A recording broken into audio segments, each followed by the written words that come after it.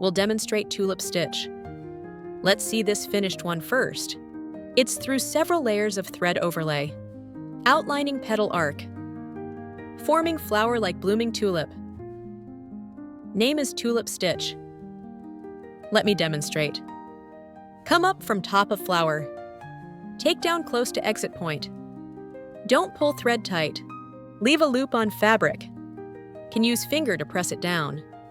Prevent it from moving. Then come up at lower position of first pattern. Take down below it. This step, somewhat like lazy daisy stitch method. Lock this loop. Come up here at left line. Thread needle through just stitched loop.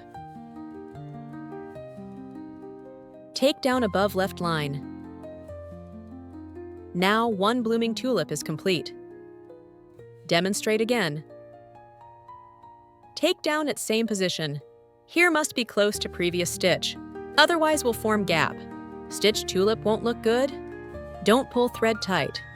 Leave a loop on fabric. Then come up below pattern. Each time coming up must ensure needle threads through this loop, not outside loop. This way can lock this loop. Then come up from right side. Thread needle through just stitched loop.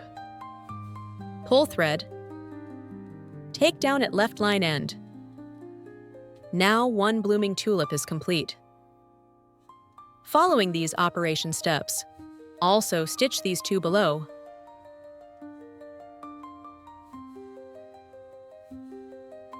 Lock it at bottom. Through chain stitch, woven straight stitch.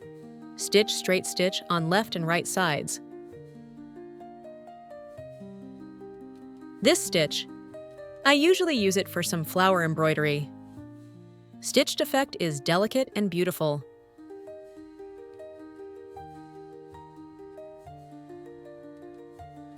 Last stitch, take down at line end.